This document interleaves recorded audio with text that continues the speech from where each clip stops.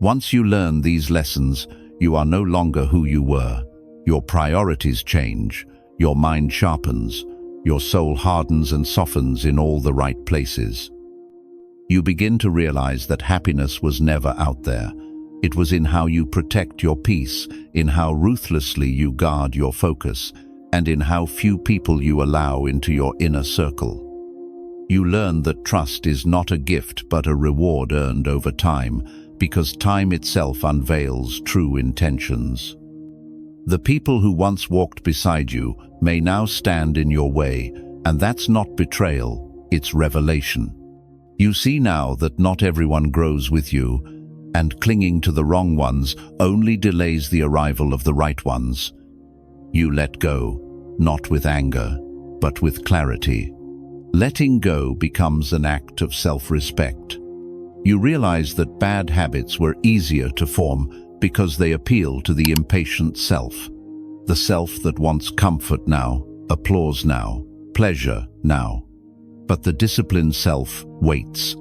It endures discomfort and defers rewards because it understands that the future is built, not given. You start to train your mind like a soldier trains for war, not because life is always a battlefield, but because your mind will face conflict whether you're ready or not.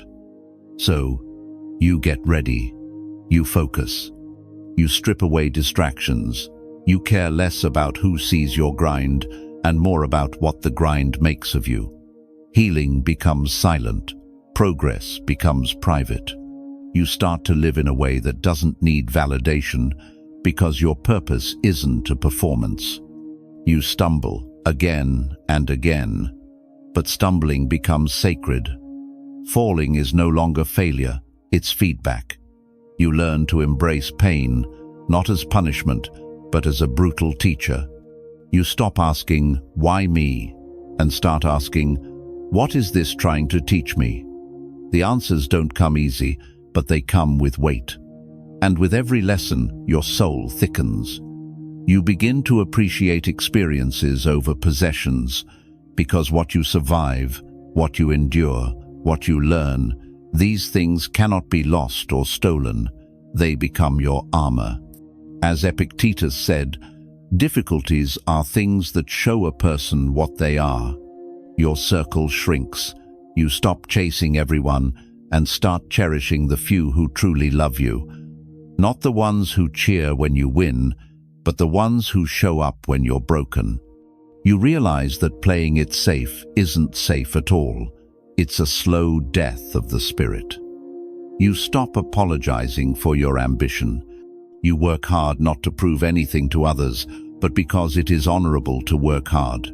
There is no shame in sweat. There is no shame in trying, only in pretending.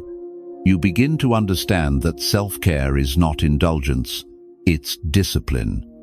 Taking care of your body becomes a form of respect. Your physical health becomes part of your spiritual wealth. You are not separate from your habits. You are your habits. You stop thinking success is owed to you. You understand it's rented, and rent is due every day. You stop complaining about what you don't have and start creating value. You learn that the world pays you in proportion to the problems you solve, not the time you put in. So you stop counting hours and start counting impact. You become obsessed, not with being liked, but with being useful, with being better, with being honest, especially with yourself. Discipline no longer feels like a prison, but a path. It becomes the difference between what you want now and what you want most.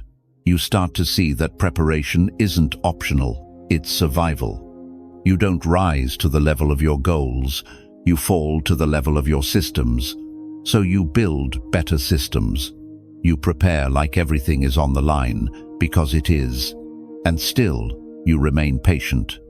Because quitting doesn't speed anything up, it only resets the process. You learn not to let a bad yesterday steal a good today.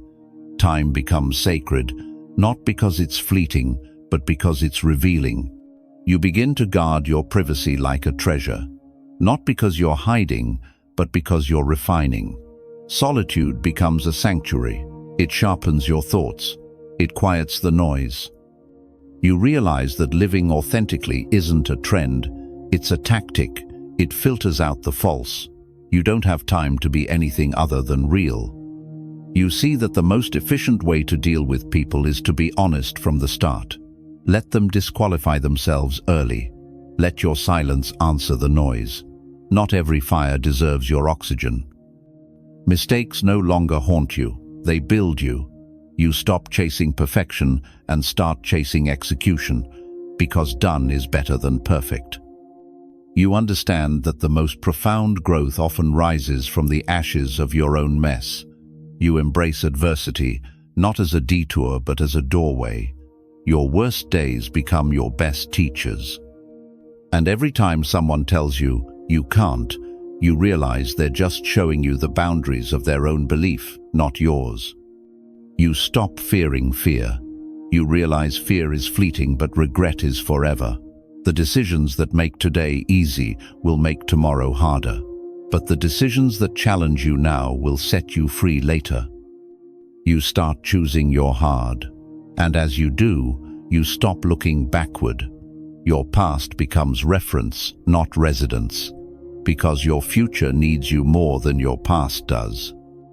Remember Seneca's words, "We suffer more often in imagination than in reality." And through it all, you don't just survive, you transform. You fall, you break, you fail, but then you rise, you rebuild, you overcome. You trade short-term comfort for long-term freedom. And when the world tries to pull you back, you remember, your life is not a reaction, it is a response, it is a mission, it is a process. And in that process, you find your why.